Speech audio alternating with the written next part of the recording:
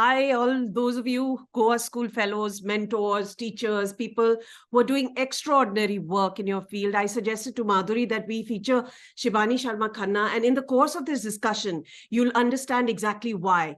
Everyone deserves a boss and mentor like her. And since Goa School is so focused on mentors, why not feature real life mentors, right? So let me briefly introduce her. I, of course, used to wake up to her voice on the radio when we were in college in LSR. Madhuri, I don't know whether you remember this.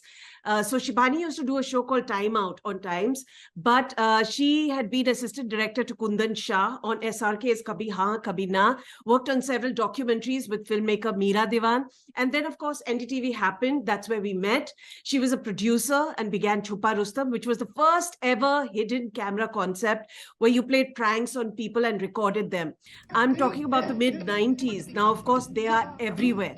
And then, of course, came Good Morning India, which she took over as head, then created a number of lifestyle shows, and ultimately went on to be creative head of NDTV Good Times, where she conceptualized path-breaking shows. I mean, I can just think of Band Baja Bride, Highway on My Plate, Gadget Guru, Boss's Day Out, the Car and Bike Show, and a show that I did, which was all about ads on advertising, marketing, and branding. And finally, she began NDTV Initiatives, the social arm of NDTV. Only from the heart can you touch the sky.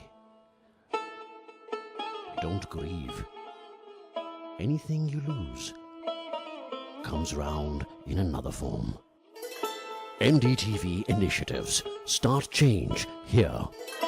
And now she's, of course, got her placement consultancy in place. And you won't believe how excited she gets when people get jobs. I think she's more excited than they themselves. And of course, she's got a husband who's an amazing architect, and they live in a beautiful, beautiful home and have two lovely boys, both radically different and amazing. And she's a great daughter and daughter-in-law. I'm so privileged to call her my friend, family, and mentor, and to throw 20 questions at her today. So Shibani, welcome to Goa School. Oh boy, phew. I mean, that was just too much of an introduction. And I think it just sort of made my Easter Sunday. So hello, Goa School. And I've just been hearing amazing things about you guys from Madhuri, from Shruti, from a couple of interns who have interned with you, one all the way from Shanghai, in fact.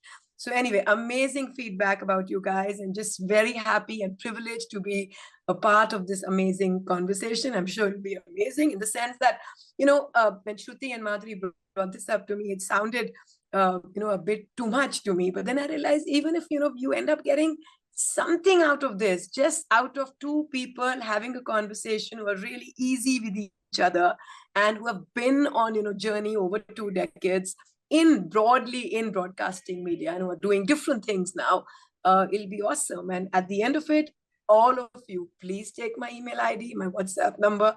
Anybody who wants a job, as Shruti said, it really excites me. So we will work on your trajectory. Fantastic. So we've decided to focus on the topic, how to follow your bliss.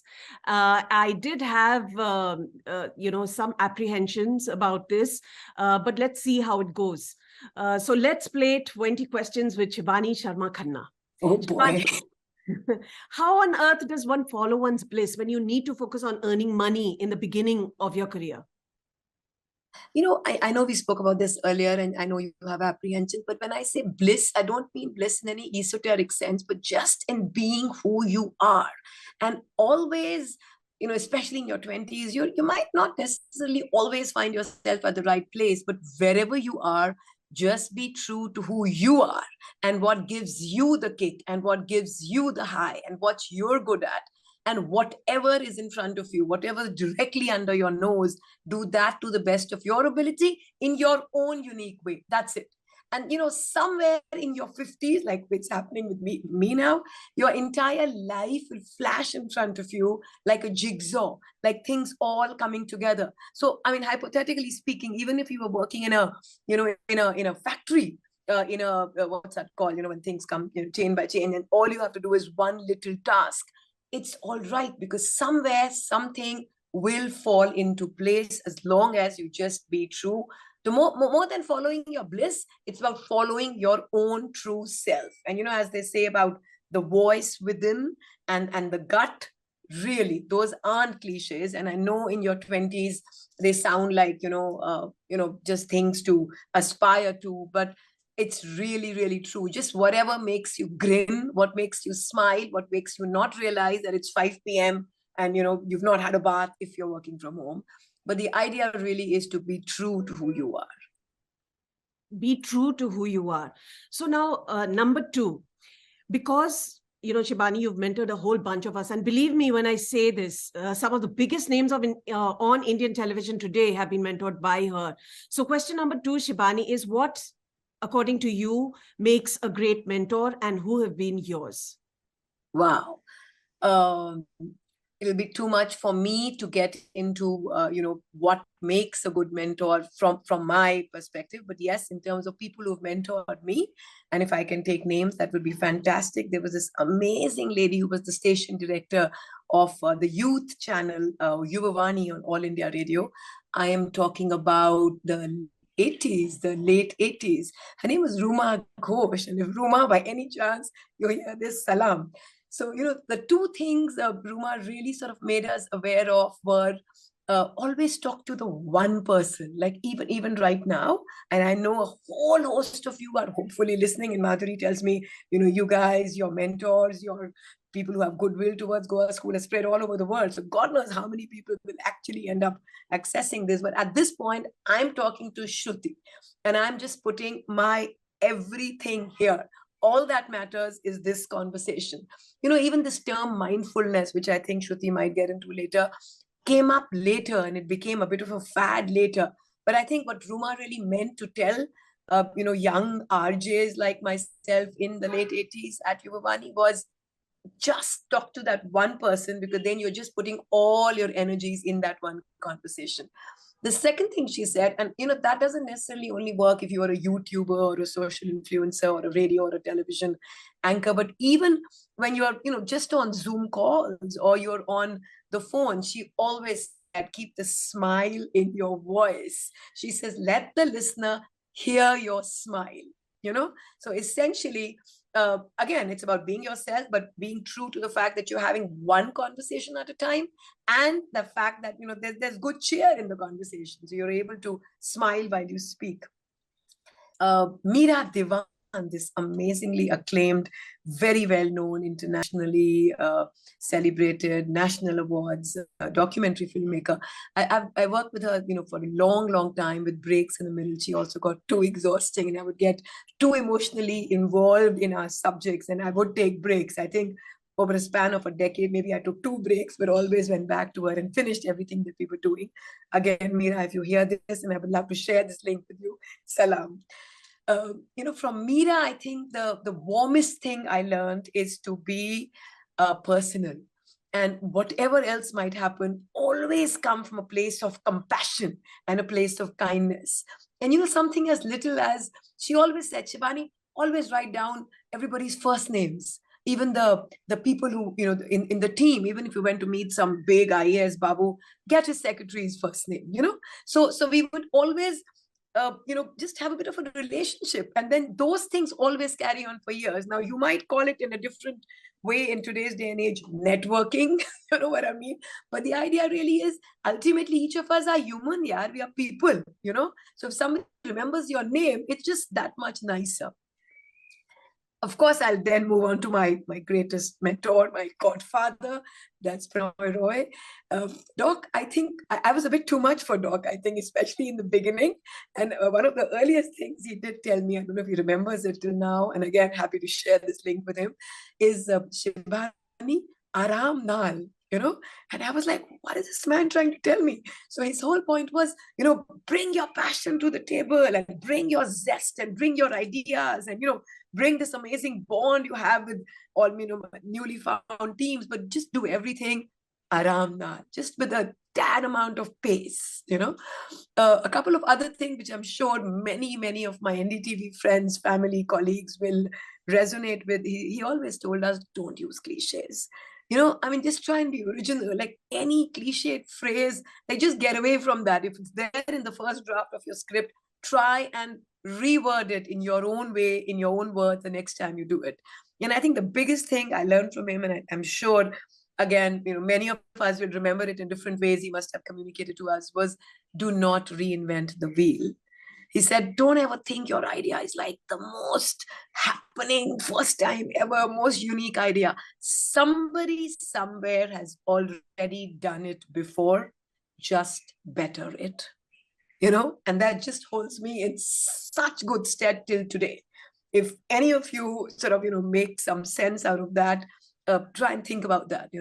That's what a good mentor is. A mentor, I think, it's like a customized. You can't be a good mentor to everybody. You just need to connect with whoever you are working with, mentoring, bringing up. The same is true, I'm sure, of parenting. And like I think you said in my introduction, no two people, my boys are also, nobody's alike. You just have to align yourself to that one person at that one time.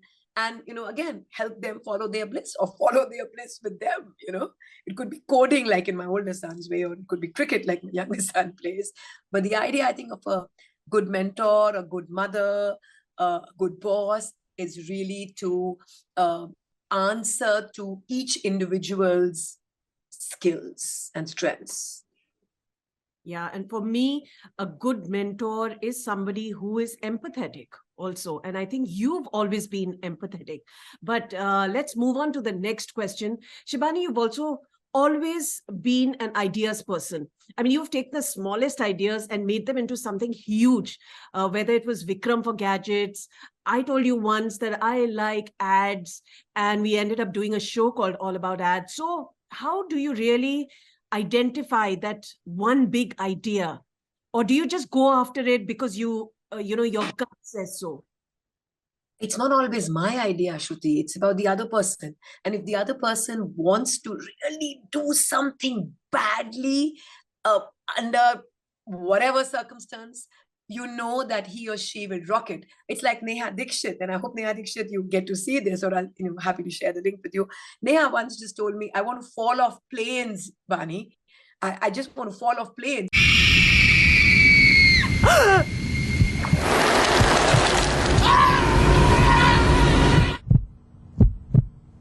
I want to jump from the mountains. I want to ride bikes. I want to feed sharks. So that's what we did. We just worked with Neha on a travel adventure show. It was called Free Fall, and boy, did she fall freely. So the idea really is, again, to and again, I would like to give full credit to NDTV for that, because we had the freedom, I would feel, not necessarily the budgets, Dr. Roy, I hope you're listening to this, but the ideas and the people and the zest and the want to make it happen. So you have also always believed that you're where you're meant to be. You've said this over and over again. Is everything destiny, though? I mean, shouldn't we take action to get where we want to? Of course, but I think, isn't it a bit of a balance of both, in the sense that you can't always keep pushing yourself and work in sixth gear. Remember, Pranoy said, Aram Nal. So the idea really is, like right now, like these couple of years, since I left NDTV, I do have my own consultancy, like you very kindly mentioned. And yes, it does focus on media placements, but it will all come together. And even this particular phase will be an interface that will lead to the next one. I think that's what's meant by, be happy where you are, or you are where you are meant to be. If you're meant to be incubating a tad away from the hustle and bustle till you get back there, if you are that kind of a person, you will. But at that point, maybe that's what you are doing, and that's fine. Question number 5 is, you've always pushed us to be a sponge. Explain to our fellows, how can one be a sponge? Just be open. Be open to learning from anybody and everybody and all the time. That doesn't mean you have to implement it. You might decide to reject it at some point, but it might make some sense some other point, So the idea really is to be as receptive, as open, ears, eyes open, mouth shut to whatever extent it can be, and just to learn. So moving on to number 6. What I think most of us have really learned from you, besides what you did at work, was mindfulness. For me, it was just honestly a concept like yoga, which I never really got, but your innate ability to be fully present right here, right now. Some of our fellows are really young. How can they start being completely present in their lives? I don't know. I think I always seeked this in my own life, and I would at least try to, dig deep or be fully present in whatever it is that I did. But again, I think these terms came up in our lexicon much later, and I have to give full and complete credit to this practice of mindfulness that I practice with the Gurgaon Sangha. This is Shantam Seth, who is a follower of Thich Nhat Hanh. He does these amazing sessions with some of us, and we are very honored and privileged to be a part of. And I'm happy to, share that link. I'll, share it with you guys. Join us, and you'll understand. But basically, it's about, again, being mindful in the simplest of ways. So it could be, as I was trying to say earlier, just in this conversation, like nothing else matters, not even doubts. Are we sounding silly? Are we sounding like two really close friends who are just bantering? No, not even allowing space for doubts, but just being fully present in this moment, in this conversation, trying to impart whatever it is. Here my friend, my mentee, my colleague, my sister, things I might have to impart to you guys, or maybe after this, the 11:30 coffee I have, just to be able to sit under a tree. Maybe there's a squirrel around. Maybe the coffee is not tasting just right, but it's just the right temperature. Just dheere taking one sip. Any nice or bad thoughts, whatever is coming, just letting it, come and go, but just mindfully finishing that one cup of coffee.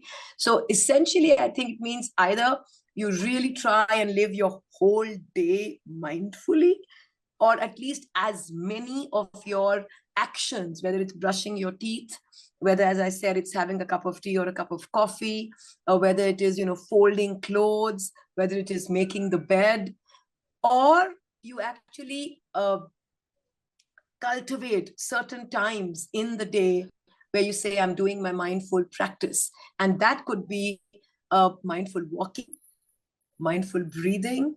There's a whole lot of it. So whatever works for you. It's quite tough many times for any of us to cut off the distractions, but it works, because then that particular zone is almost becomes sacred, and there's so much to learn and give within that. Breathing is actually quite linked to mindfulness, because that's all you have, your present breath. You can't go into the past, and you certainly can't go into the future as far as breathing is concerned. So breathing and mindful breathing really keeps you right here, right now. Yes, absolutely. And if ever you're feeling even, a tad stressed or anxious about anything, if you can just go into a corner, or ideally just, step out of the room into a garden and just take 5 long, deep inhalations and even longer exhalations, something in your brain somewhere just clicks. And in 5 breaths, you can at least bring yourself back to where you are, and in a much more calmer zone. So breathing is, at one level, the most difficult thing to master, and yet the simplest and the easiest, and like you put it yourself, the only thing you have, because there's literally nothing else. So when people came and still come to you, actually, what are the 3 things or 3 pieces of advice that you give them? I think firstly, let's not see doubt always as doubt. See doubt as curiosity, see doubt as questioning, see doubt as coming up with solutions to problems perhaps others are not seeing. So, and that's something few people can do. So if there is somebody who doubts things, maybe he or she, quote unquote, is not doubting them, but is questioning them. So that's interesting. The second thing would be to change the narrative, because if something in your head, the voice in your head is always telling you, this is not right, this is not good, you can't do this, you're not good enough, you still have to, you have a long way to go. Maybe the idea is to try and say, okay, but I'll give it a shot. I don't know what this Goa School chat is going to be. I don't know, on a Sunday morning, I put my lipstick and I'm talking to one of my closest friends. Will it really have any impact on the kids we are talking to? After a point, just accepting it. And, again, might sound like a cliche, but this thing about going with the flow. Go, jump, let's see what happens. But the third thing, Shruti, is if it's a consistent thing, and if you think it's a pattern with you, and you will understand this more than others, I think it's time to get help. And that help might not just be immediately help or, professional help immediately. You could first just try talking to people who are really close to you, your spouse, your, close friends. Sometimes it works because the other person knows you and gives you some perspective, but sometimes they know you too well and they might lose objectivity about you. And that's the point where you yourself should be able to decide whether you need professional help. And all of us at some point or the other in our lives will be, have been, inevitably are in situations which are beyond ourselves, beyond our controlling it, beyond our telling, the famous voice in our head, don't speak to me like that, and, become positive. It's never that easy, not always, right? Sometimes it works. So if you see that, friends and family are not being able to help, if your pattern is recurring and it's taking too long, please, I implore you, don't waste time. Life is too beautiful. Life is too short. You need to, seek professional help, fix the neurons in your brain and just move on and accept your blacks and grays. You're not always this penultimate person with the most penultimate energy and the most penultimate ideas and the most penultimate confidence. It's okay. Accept your full package. But when you are able to recognize your patterns, seek help. So watch out for, I would add to that, watch out for emotional outbursts and watch out for patterns, as you mentioned. But some people get completely overwhelmed, and this kind of lack of confidence often leads to somebody being overwhelmed at work or deeply stressed. Tell me, Shibani, have you ever faced such deep stress? And if so, how have you handled it? You bet. Absolutely. I was absolutely, as the word is, packing up. I think it was the most difficult period of my life. My channel was doing very well, but it was a lot of work. I had 2 kids. I had home to run. I had long commute to handle, and there was just, I think, too much going on. You almost feel like a chewing gum which is going to snap. And you have your friends and your closest friends around you and everything, and they're saying, no, it's okay, but then it's not okay. It's too long that you're not feeling, your appetite's gone, you're not sleeping very well, you're not feeling yourself. And then when your confidence starts dwindling and you don't quite know, that something somewhere is wrong, I think the time really is to then seek help. That's exactly what I did. I reached out to my mom. I reached out to my closest sisters, my friends. And at a point when I think one of them suggested that perhaps I should seek professional help. Yes, I did. And no, I did not find the perfect doctor the first time I went around hunting, because it's never that easy. And you can't really, the other person takes time to get to know you. Yes, I did meet many doctors, psychologists, psychiatrists, and yes, I did settle on one. Again, happy to share name, number if anybody wants to reach out.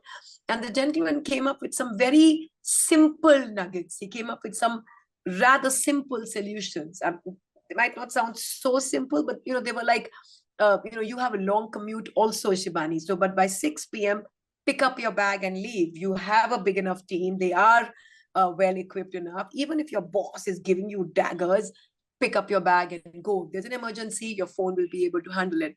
Something about working around the traffic timings, because I used to work in Okhla and live in Gurgaon. It was really crazy. If you got out between 5:30 and 7, then you've had it. If you can't possibly get out by 4:35, you're home in an hour or 45 minutes.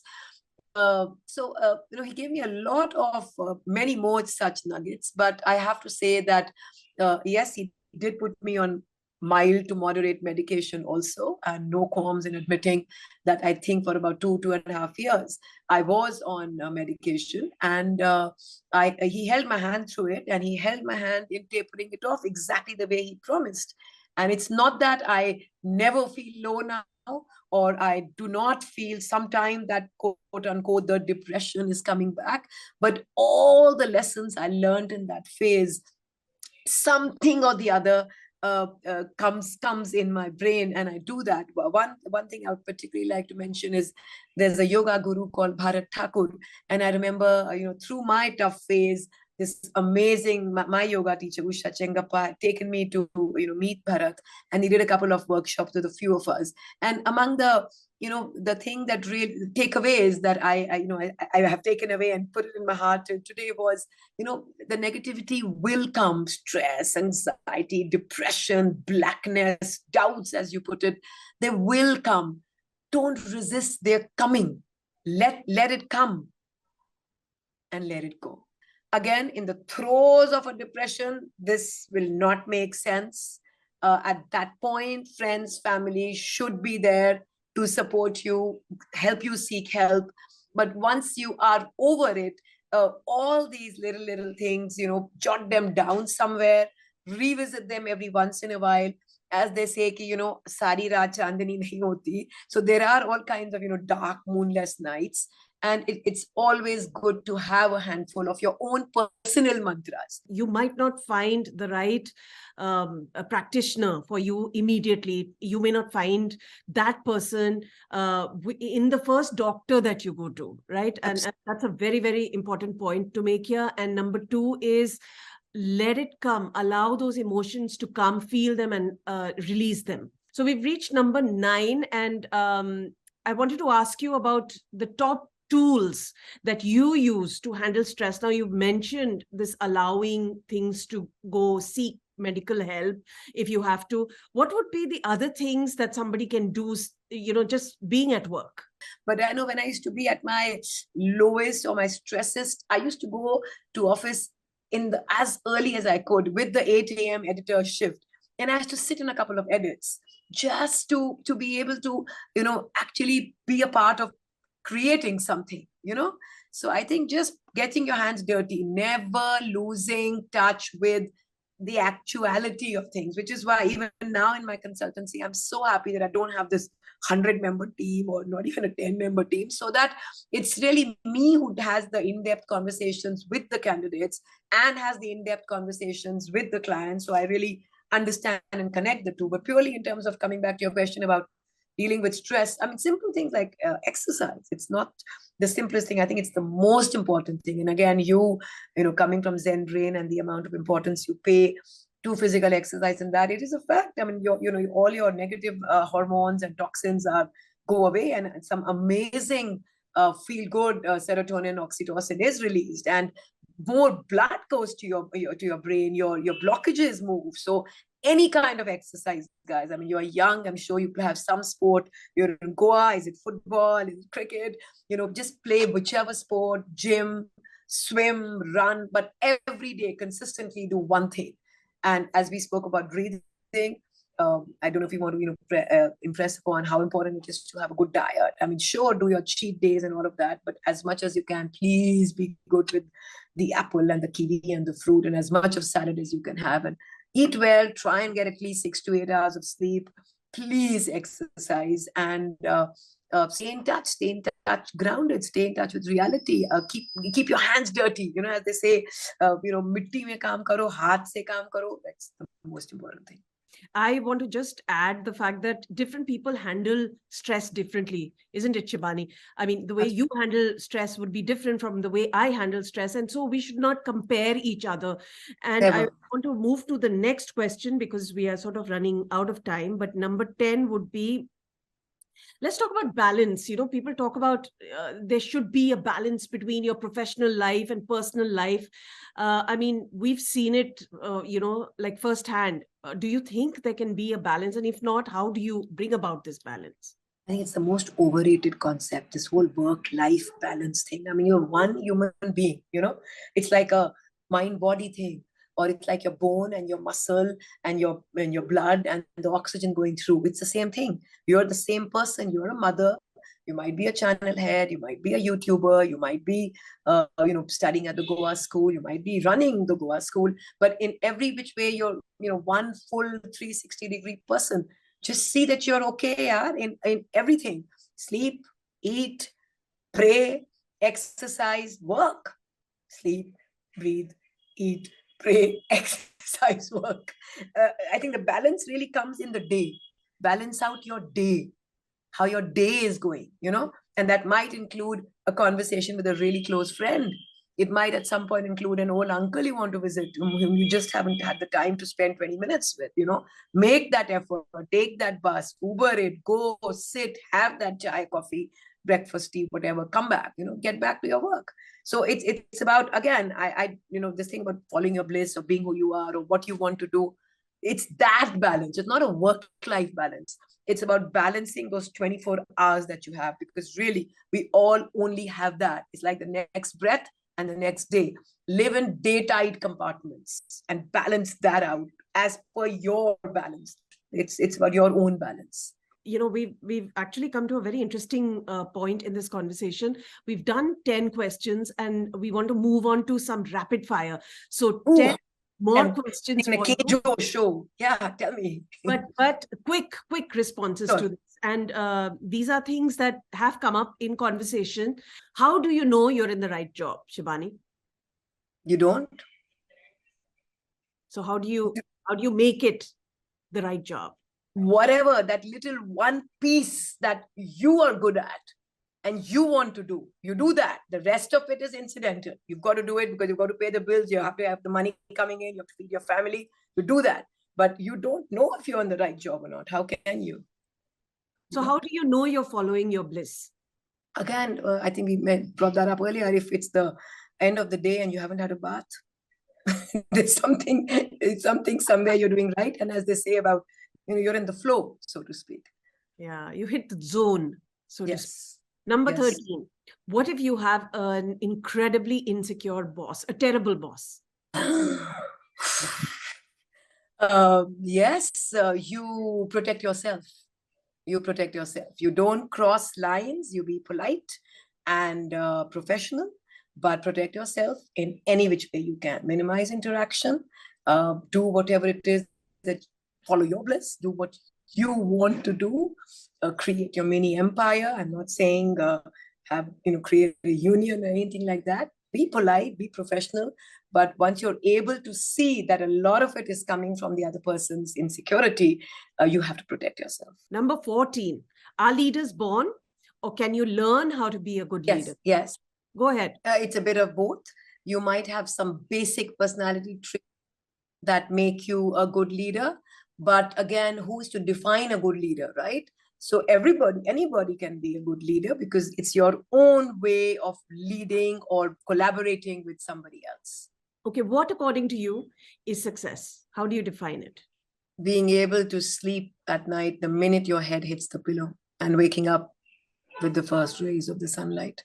So we often talk about this analogy, but let me just give a context here. On a plane, in case of a decrease in oxygen in the cabin, there are oxygen masks that fall that you need to put on and breathe in, right? And you're always advised to put on yours before you can help others, right? Most of us in life end up thinking about others more than we think about ourselves, right? This is very true. How can you start prioritizing yourself without feeling guilty about it? I think that only comes with age. You need to be in your mid-50s to really get that. No, not really. But you have to. You have no choice. You have no option because, what will you be? What kind of a mother will you be? What kind of a mentor or a boss if you're just breaking down? You need to see that you have your own time to nourish, nurture yourself and prioritize yourself. You need to just, are you at peace? Are you okay with your relationships? Are you eating well? Have you had your last medical checkup? Did you have the nice conversation with somebody who always makes you giggle? Did you go and do that one thing you wanted to do? Did you go to Goa this year or whatever it is? So there is no option but to, and they say that, Bhagwan, Ishwar, tum mein hai, tum ho, right? So you need to prioritize yourself. There's nothing else. Without feeling guilty. And that's not being selfish. Exactly. That's not being selfish at all. Because you cannot be a good daughter, brother, sister, mother, boss, anybody if you're not, in your right balance with yourself. Let's talk about boundaries. Whether it's at work, with colleagues, with family, with friends, how do you define boundaries and how important is it to have boundaries? Again, I think comes back to prioritizing yourself. It comes back to protecting yourself. So it's literally like wearing armor, like kavach kehte hain na Hindi mein. So it's really about, it's your body, mind space. So it's your physical space, it's your mental space, it's your emotional space, it's your spiritual space. There's a difference when somebody's trying to show you the mirror and is doing this from a place of love and concern and tries to tell you that, this is the pattern of yours, right? But beyond that, I think you should be able to recognize when your boundaries are being disrespected, and you need to make space, physical, emotional, spiritual, mental, for yourself. I really want to ask you this, because a lot of times other people stereotype us into boxes, right? And sometimes we also end up doing that. Now, for instance, you are, in my books, a true real life influencer. Now, you've always connected people, you've always connected with people, you love meeting new people, you're a social animal, and yet you are one person who stays away from social media. And, I know as a friend that I've seen a very introverted side to you as well. I want you to explain this concept of we are a lot of things in one person, and it's okay to be that. Of course, we are a lot of things in one person. The aspects to your personality, right? So maybe at the core, I am very much a private person with very, very clear boundaries, with having learned through experience to prioritize myself, whether it even means putting the lights off and phones off at 9:30, because I know my body clock will, whatever might happen, will wake me up by 5:30, if not 6. So I think it's a mix of a lot of those things. And social media came at a time when I was doing so many other things, and then I think I got the beast, but I have nothing much to say right now. I prefer one-on-ones, and even this right now, I'm seeing it as a one-on-one interaction with you, and maybe in the course of it, working for a lot of other people. But as I was telling you the other day, I think I'm perhaps waiting for my second innings. Perhaps I'm like the tigress who takes 10 steps back before she leaps, as one very wise friend once told me. So if I do come up with something that I want to share with the world on social, Goa School, any social media strategists out there in the next 2 years, contact me. I'll be your client. That wise friend of yours happened to be me, right? Yes. Just laying it out there. But anyway, last 2 questions to go. And since we're talking about smartphones and social media, there is online dating as well, something that we didn't do. But, like youngsters are exposed to it now, which I'm sure our fellows will stay away from under Madhuri's supervision. Why is it critical to have these real life conversations and interactions that you speak about? It's only human. It's face-to-face contact. It's eye contact. If we were physically there, it's a squeeze to the hand. It's a nice big jadoo ki jappi, as Sanjay Dutt said. I completely believe in hugs, and I think hugs work wonders. And it's about body language. It's lovely when you're sitting across a table with somebody, or on a walk down the beach with somebody. It's like your body leans toward the other person. And I'm not necessarily talking romance and affairs and sex here, but I'm just saying in terms of a body reacting to another body. It is chemicals. It's something somewhere. You just like somebody, you like their energy, you impart some of your energy, and some of their energy energizes you right back. So it's a nice mix, and it's critical then. I mean, it's lovely to even do this conversation and to be able to have this kind of eye contact, but it's even better when it's physical, when it's person to person. And now the last question, a mantra that you live by. Sleep well, or is that too corny? No, I swear by it. Sleep well, guys. Well, that was it. Shibani Sharma Khanna, mentor, friend, guide. We hope I really hope listening. And remember this, we are both available for any of you fellows. So if you feel like getting in touch, contact Madhuri or get in touch with us. And you, Madhuri, you've just done an amazing thing, really. And I think Shibani will agree with me on this, by starting the Goa School, and we are always here in support. And I'm looking forward to visiting the Goa School soon, hopefully this year. Till next time, bye from both of us. Shibani, any last thoughts? Bye then.